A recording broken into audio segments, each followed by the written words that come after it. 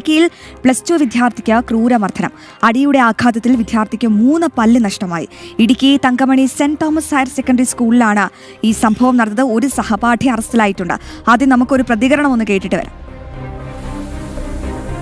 School തുറന്നു കഴിഞ്ഞിട്ട് 1-ാം തീയതി 2 വീഡിയോന് ക്ലാസ് റൂമിൽ വെച്ച് എന്നെ മുടി കൊഴിയുന്നതിനെ കുറിച്ച് പറഞ്ഞ് കളിയാക്കുകയും എന്നെ അതിനെപ്പറ്റി ചൊല്ലി എന്റെ കഴുത്തിന് കോമറ്റ് പിടിക്കുകയും എന്നെ ശാരീരികമായി മർദ്ദിക്കുകയും ചെയ്യുകയായിരുന്നു. അതിനുശേഷം അവരുടെ ശല്യം സഹിക്കാൻ അവരെ ബെഞ്ച് മാറിയിരുന്നു. അത് കഴിഞ്ഞ് ഉച്ചക്കത്തെ ഇന്റർവെല് ഉള്ള സമയത്ത് അവര് കൂട്ടമായി വന്നു. അവര് ആളെ കൂട്ടിക്കൊണ്ട് വന്ന് കൂട്ടമായിട്ട് എന്നെ മർദ്ദിക്കുകയും ചെയ്തു. അവര് പിടിച്ചു നിർത്തി, അവരും ഇടിച്ചു. വലിയൊരു ക്രൂരമായ മർദ്ദനം അല്ലേ? അതെ, തീർച്ചയായും. നമുക്ക് സുബിനോട് തന്നെ ചോദിക്കാം ഈ വാർത്തയുടെ കൂടുതൽ വിശദാംശങ്ങൾ. സുബിൻ, രാഖി, അതുപോലെ തന്നെ നമ്മൾ ഷഹബാസിനെ മറന്നിട്ടില്ല. താമരശ്ശേരിയിൽ കൂട്ടം ചേർന്ന് മർദ്ദിച്ച് കൊലപ്പെടുത്തിയ ഒരു കുഞ്ഞ് ഷഹബാസിനെ കേരളം മറന്നിട്ടില്ല. അതുപോലെ എത്ര ഷഹബാസുമാരാണ് ഈ അടുത്തിടെ തന്നെ നമ്മുടെ കേരളത്തിലൂടെ ഇത്തരത്തിൽ വലിയ രീതിയിലുള്ള മർദ്ദനമേറ്റ് മരിച്ചിട്ടുള്ള. അപ്പോഴും ഈ സ്കൂളുകാർ അല്ലെങ്കിൽ വേണ്ടപ്പെട്ട അധികൃതർ കൃത്യമായി ഇതിനൊരു നടപടി സ്വീകരിക്കുന്നില്ല എന്നറിയുമ്പോൾ തന്നെ വലിയ വിഷമം തോന്നുന്നു. എന്തായാലും ഇപ്പോൾ ഇടുക്കിയിലാണ് ഏറ്റവും ഒടുവിൽ ഈ ഒരു അനിഷ്ട സംഭവം നടന്നിരിക്കുന്നത്.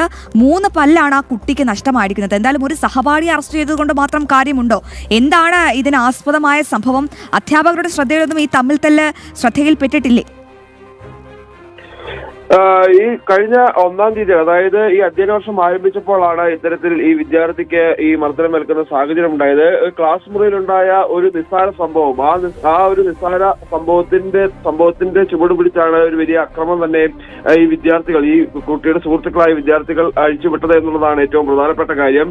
ഈ ഇടുക്കി തങ്കമണിയിലുള്ള സ്കൂളിലെ +2 വിദ്യാർത്ഥിയാണ് ഈ പരാതിക്കാരനായ കുട്ടി. ഈ കുട്ടിയുമായി ബന്ധപ്പെട്ട് ഈ 1-ാം തീയതി ക്ലാസ്സിലെത്തിയപ്പോൾ ഈ കൂട്ടുകാർ ഈ കുട്ടിയെ കളിയാക്കുന്ന ഒരു സാഹചര്യമുണ്ടായി. അതായത് മുടികൊഴിച്ചിലുണ്ട് ഈ കുട്ടിക്ക്. മുടി കൊഴിയുന്നതുമായി ബന്ധപ്പെട്ട് ഈ കുട്ടിയെ കളിയാക്കുകയും വലിയ രീതിയിൽ മാനസികമായി സമ്മർദ്ദത്തിലാക്കുകയും ചെയ്തു. ഈ കുട്ടി ഇതിനുശേഷം ആ ക്ലാസ്സിൽ നിന്ന് കൂട്ടുകാർക്കൊപ്പം നിന്ന് മാറി മറ്റൊരിടത്തേക്ക് മാറിയിരിക്കുകയും ചെയ്തു. എന്നാൽ ഉച്ചയോടുകൂടി മറ്റ് കുട്ടികളുമായി സംഘടിച്ചെത്തിയ വിദ്യാർത്ഥികൾ ഈ കുട്ടിയെ ആക്രമിക്കുകയായിരുന്നുവെന്നാണ് പരാതിയിൽ പറയുന്നത്.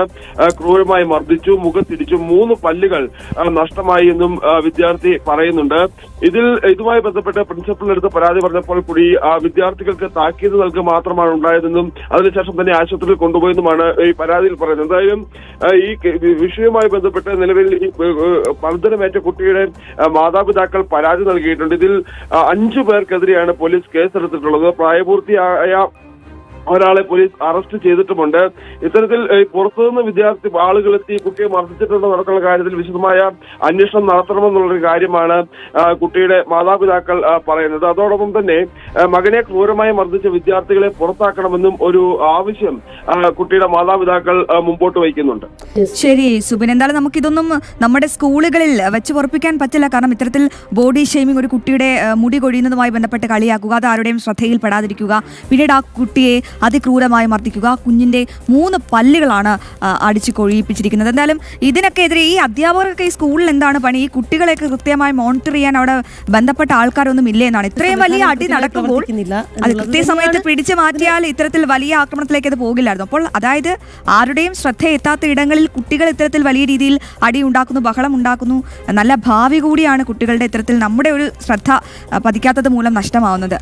രാഖി, അതായത് ഈ ബോഡി ഷേമിംഗ് എന്നൊക്കെ പറയുമ്പോൾ നമ്മുടെ ഈ പുതിയ തലമുറ ഇതിനൊക്കെ പിന്നാലെ പോകുന്നു എന്ന് പറയുമ്പോൾ വലിയ വിഷമം തോന്നുന്നുണ്ട്. കാരണം കാലം മാറി. ഇന്നത്തെ കുട്ടികളെ ഏറ്റവും കൂടുതൽ പുരോഗമനം നമ്മുടെ സോഷ്യൽ മീഡിയ ഹാൻഡിൽസ് ഒക്കെ എടുത്ത് നോക്കി ഏറ്റവും കൂടുതൽ പുരോഗമനം പറയുന്ന അല്ലെങ്കിൽ ഏറ്റവും കൂടുതൽ ഈ ബോഡി ഷെയ്മിനെതിരെയൊക്കെ റിയാക്ട് ചെയ്യുന്ന കുട്ടികൾ അത് ജെൻസി കുട്ടികളാണ്. പക്ഷെ ആ ജെൻസി കുട്ടികൾക്കിടയിൽ ചില കുട്ടികൾക്കിടയിൽ ഇത്തരത്തിലൊരു പ്രവണത ഉണ്ടാകുന്നുണ്ടെങ്കിൽ അത് ചോദ്യം ചെയ്യപ്പെടേണ്ടതാണ്, അല്ലേ? കാലം മാറുന്നു, അതിനല്ലേ നടപടികൾ വരണം. ഒപ്പം തന്നെ കൗൺസിലിംഗ് അടക്കമുള്ള കാര്യങ്ങൾ നടത്തണം എന്നുള്ളതാണ്. കാരണം സ്കൂളുകളിലൊക്കെ ഒരു ബോധവൽക്കരണം വെക്കണമെന്നേ സർക്കാർ. പിന്നെ എന്തിനാണ് ഇവിടെ സ്കൂളുകളിലെ കുട്ടികളിൽ നമ്മൾ പറയത്തില്ലേ, ഒരു ബേസ് കറക്റ്റ് ആയാലും മുകളിലേക്ക് കറക്റ്റ് ആവുള്ളൂ. അപ്പോൾ കുട്ടികളിലൊക്കെ ഇത്തരത്തിലുള്ള വിഷയങ്ങളിൽ ബോധവൽക്കരണം വെക്കണം എന്ന് തന്നെയാണ് പറയാനുള്ളത്.